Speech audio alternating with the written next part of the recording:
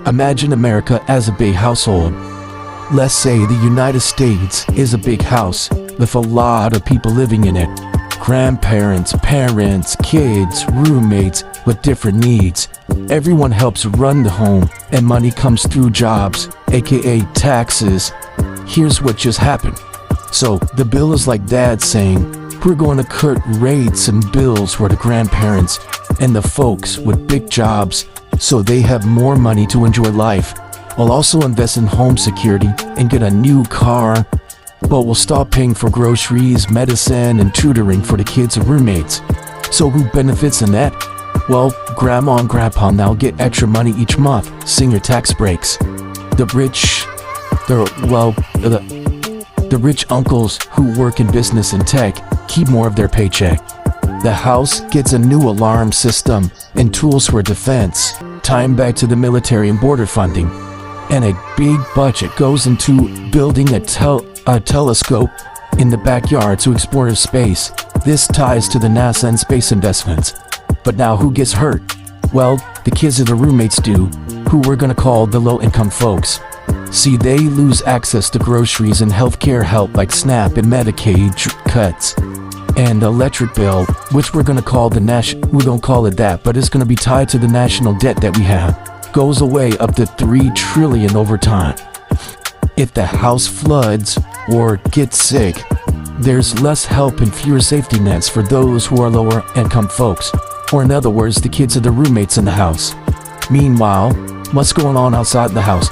Well, they build a big fence and a holding pen in the swamp. We're gonna call that alligator Alcatraz to help strangers out, and it looks a lot like a prison, even if they say it's for protection. So, in simple terms, the Big Beautiful Bill gives money and freedom to the wealthy and the old, tightens the borders, and cuts support for the struggling, all while borrowing heavily to cover it. Some folks call it beautiful because it's bold and favors economic growth from the top down. Others say it's dangerous because it sacrifices the most vulnerable and builds walls instead of bridges. But the left or the right, this is just me sharing information for the public, and this is for educational purposes only.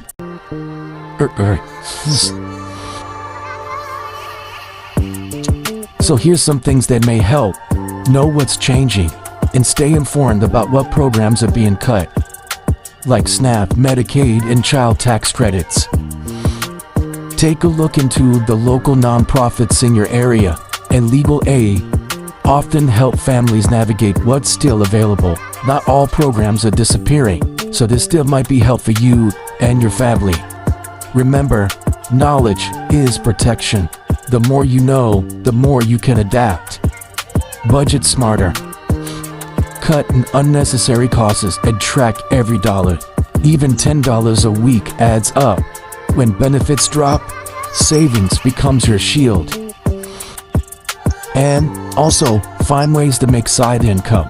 Freelance, gig apps, or small home-based businesses can ease the pressure that will soon come to many households. Also, look towards mutual aid groups, community fridges, clothing swaps, carpooling. These grassroots systems help people survive together. This is how we can work as a collective. Join credit unions or local co-ops.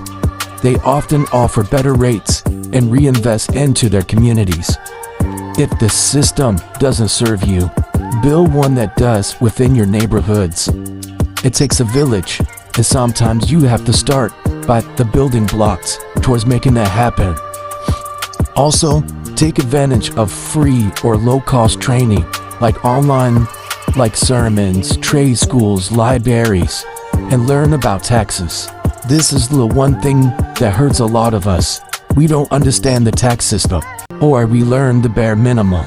Understand how to file, what deductions you owe, and avoid being overcharged at all times. And most importantly of all, the fight isn't just economic, it's emotional and spiritual.